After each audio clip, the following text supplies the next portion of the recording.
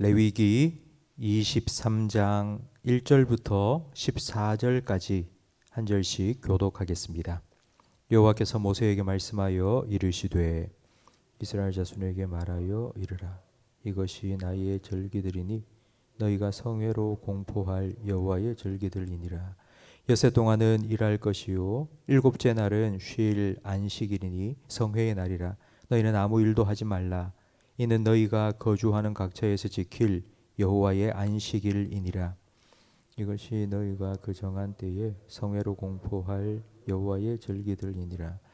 첫째 달 열나흘 날 저녁은 여호와의 유월절이요 이달 15날은 여호와의 무교절이니 이래 동안 너희는 무교병을 먹을 것이요 그 첫날에는 너희가 성회로 모이고 아무 노동도 하지 말지며 너희는 이래 동안 여호와께 화제를 드릴 것이요 일곱째 날에도 성회로 모이고 아무 노동도 하지 말지니라.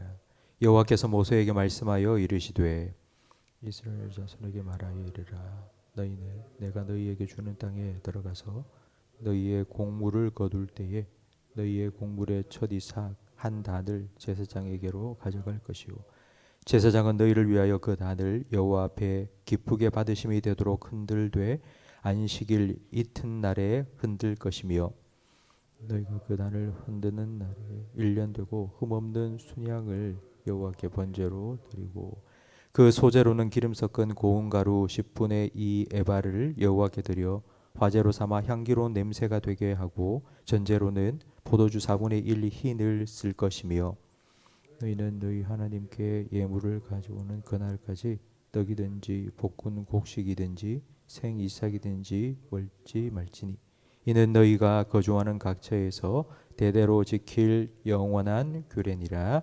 아멘. 레위기 23장은 하나님께서 이스라엘 백성에게 지키라고 명하신 절기에 관한 말씀입니다. 절기라는 말을 요즘 우리말로 표현한다면 명절이라는 의미입니다. 이스라엘의 3대 명절, 유월절, 오순절, 초막절 이런 절기들이 있습니다. 우리나라로 치자면 설날, 추석 이런 명절이죠.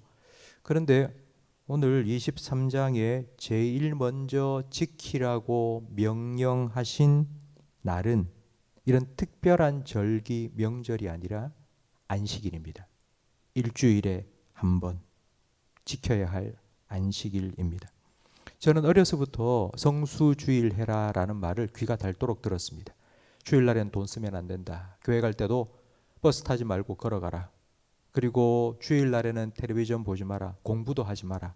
주일을 온전히 하나님께 드려야 된다. 이런 얘기를 부모님으로부터 할아버지 할머니로부터 귀가 닳도록 듣고 살았습니다.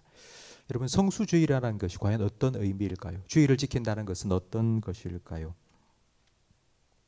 하나님께서 우리에게 주신 것 중에 하나님께서 다시 나에게 돌려달라고 명령하신 것이 있습니다. 아마 여러분 제일 먼저 떠오르는 것이 11조일 것입니다. 하나님께서 우리에게 물질을 주셨고 그 중에 10분의 1을 11조로 하나님께 바치라고 명령하셨습니다. 그런데 하나님께서는 물질의 11조만이 아니라 생명의 11조도 바치라고 명령하십니다. 그것이 바로 안식일을 지키라는 명령입니다. 독생자 예수 그리스도를 통하여 우리를 구속하여 주셨습니다. 하나님 우리에게 생명을 주셨습니다. 우리에게 주신 생명의 11조를 하나님께서는 요구하십니다. 물질은 10분의 1을 바치면 되지만 그러나 우리의 생명의 11조는 11조가 아니라 7분의 1입니다. 하나님은 더 많은 생명의 한 부분을 우리에게 요구하셨습니다. 안식일을 지키라는 명령이 우리의 생명과 시간의 11조를 하나님께 바치라는 의미라면 지금 우리가 지키고 있는 주일, 성수주일 한다는 의미도 다시 한번 생각해 보아야 합니다. 우리는 주일을 지킨다. 주일날 교회 와서 1시간 예배 드리는 것, 그거 지키면 주일 다 지켰다고 생각을 합니다. 과연 그것이 주일을 온전히 지킨 것인지 다시 생각해 보아야 합니다. 반대로 직장에서 당직이나 아니면 출장이 잡혀서 주일날 예배 드리러 가지 못했습니다. 그러면 주의를 지키지 못한 것일까요? 주의를 어긴 것이 되는 것입니까? 하나님께서 우리에게 요구하신 안식일을 지키라는 명령은 우리의 시간의 11조를 하나님께 바치라는 것입니다. 11조가 아니고 7분의 1입니다. 그러나 우리가 정말 우리 시간의 7분의 1이 아니라 10분의 1이라도 하나님께 드리고 있는지를 우리는 생각해 보아야 합니다. 그래서 요즘 우리는 주일 예배뿐만이 아니라 매일의 삶 속에서도 삶의 예배를 하나님께 드려야 된다라고 말씀합니다. 하루는 24시간입니다. 그 24시간의 10분의 1은 3시간입니다. 그 3시간을 우리가 하나님께 드린다? 참 힘든 일입니다. 교회에서 목회를 하는 저와 같은 목회자가 아니고서는 어떻게 하루에 3시간을 하나님을 위해서 쓸 수 있겠습니까? 그러나 하나님께서 나에게 생명을 주신 분이고 그 하나님을 위하여 내가 오늘도 살아가겠다고 그 하나님 앞에서 살아간다면 우리의 24시간이 온전히 하나님 받으시기에 합당한 그런 거룩한 산 제물이 되고 하나님께서는 오늘도 안식일처럼 우리와 함께 하시며 우리의 삶을 인도해 주실 것입니다. 9절 말씀에 보면 초실절에 대한 말씀이 나옵니다. 초실절은 이제 겨울이 지나고 볼이 추수를 한 후 첫 이삭을 하나님께 드리는 절기입니다. 14절 말씀에 보니 너희는 너희 하나님께 예물을 가져오는 그날까지 떡이든지 볶은 곡식이든지 생이삭이든지 먹지 말라고 말씀하십니다. 여러분, 겨울을 지나고 보릿고개를 넘었습니다. 이제 그리고 첫 이삭을 수확했습니다. 얼마나 먹고 싶겠습니까? 그러나 먹지 말랍니다. 하나님께 먼저 드린 후에 그 다음에 먹으라고 명령하셨습니다. 왜 하나님이 이런 명령을 하셨을까요? 요엘서 2장 23절 말씀에 시온의 자녀들아 너희는 너희 하나님 여호와로 인하여 기뻐하며 즐거워할지어다. 그가 너희를 위하여 비를 내리시되 이른 비를 너희에게 적당하게 주시리니 이른 비와 늦은 비가 정과 같을 것이라 말씀하셨습니다.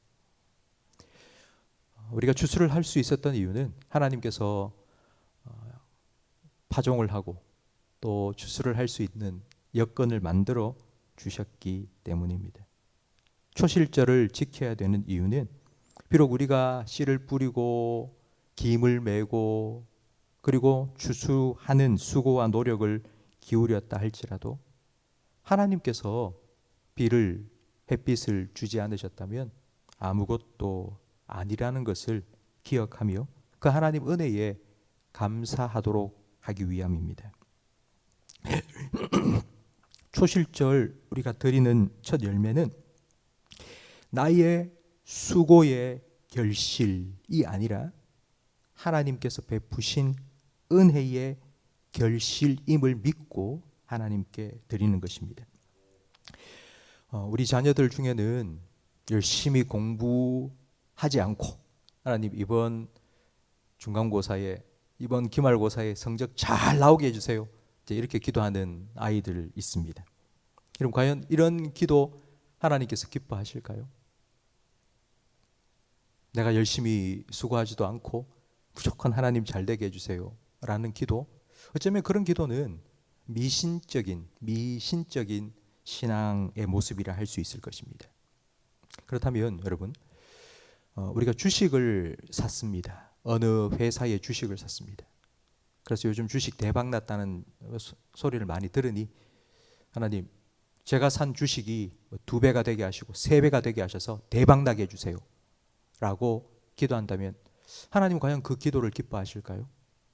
만약 우리 그리스도인이 어느 회사의 기업의 주식을 샀다면 우리는 이렇게 기도해야 됩니다. 하나님 그 기업의 경영진들이 회사를 잘 운영하게 지혜를 주세요. 그리고 회사가 잘 되어서 많은 사람들을 고용하게 취업의 문이 활짝 열리게 해주세요. 그리고 그 회사가 수출도 많이 하게 해주시고 더 잘 되게 해주세요. 그래서 우리나라 경제가 더 든든하게 해주시고 그래서 제가 산 주식도 더 올라가게 해주세요. 이것이 우리 그리스도인이 주식을 투자하고 기도해야 될 내용이 아니겠습니까? 골로새서 3장 23절 말씀에 무슨 일을 하든지 마음을 다하여 주께 하듯 하고 사람에게 하듯 하지 말라라고 말씀하셨습니다. 하나님께서 오늘 여러분에게 하라고 맡기신 일이 있습니다. 학생은 공부, 그리고 저는 목회를 해야 되고, 아마 남편은 직장 일, 그리고 아내들은 가정 일도 해야 됩니다. 뭐 여러 가지 해야 될 일이 참 많습니다. 우리는 그 일을 최선을 다해서 하나님 앞에서 해야 됩니다. 그러나 하나님께서는 그렇게 최선을 다해서 열심히 수고하고 일해야 되는 그 수고를 그치라고 명령하신 날이 있습니다. 그날이 바로 주일입니다. 안식일입니다. 왜 하나님께서는 우리가 열심히 살아가야 될 우리의 삶 속에 일주일에 하루를 쉬라, 안식해라 라고 말씀하셨을까요? 그 이유는 우리의 수고를 그치고 이제 그날은 하나님의 은혜를 구하라고. 내가 하는 것에는 너무 부족함도 연약함도 모자란 것도 많습니다. 그러니 하나님 채워주세요. 하나님 내 부족함이 드러나지 않도록 주님 덮어주세요. 그렇게 하나님을 기억하고 하나님의 은혜를 구하는 날을 우리에게 명령하신 것입니다. 우리가 씨를 뿌리기 위해서는 비가 내려야 됩니다. 그리고 곡식이 잘 자라기 위해서는 또 하늘을 쳐다보며 비가 내리기를 기다려야 합니다. 우리가 최선을 다하지만 하나님의 은혜를 우리는 구해야 합니다. 그때 하나님께서는 우리의 수고가 헛된 수고가 되지 아니하도록 우리에게 은혜를 베풀어 주실 것입니다. 우리가 한 모든 수고가 합력하여 선을 이루도록 하나님께서는 우리의 삶 가운데 은혜를 베풀어 주실 것입니다. 이 하나님을 믿고 살아가는 삶이 바로 안식일입니다. 여러분, 안식한다는 말은 하나님께서 내 하나님이심을 믿고 사는 것입니다. 그 하나님께서 내 삶을 지금도 주장하시고 내게 은혜를 베푸신다는 걸 믿고 살아갈 때에 우리는 참된 평안과 안식을 하나님 안에서 누릴 수 있습니다. 성도 여러분, 오늘 하루가 그와 같은 삶이 되기를 주님의 이름으로 축원합니다. 기도하겠습니다. 하나님 아버지 감사합니다. 오늘 우리에게 하루를 선물로 주시고 이 하루를 살아갈 수 있도록 생명을 연장하여 주시니 감사합니다. 하나님께서 연장해 주신 이 생명의 첫 시간을 하나님께 드리며 기도하오니 오늘 우리에게 주어진 하나님의 사명을 감당해 나갈 수 있도록 하나님 도와주시고 은혜 베풀어 주시옵소서. 우리의 수고에는 연약함과 부족함이 드러날 수밖에 없사오니 주님의 은혜로 채워주시고 덮어 주시옵소서. 오늘 하루 우리의 삶을 통하여 하나님 영광 받아 주시옵소서. 예수님 이름으로 기도합니다. 아멘.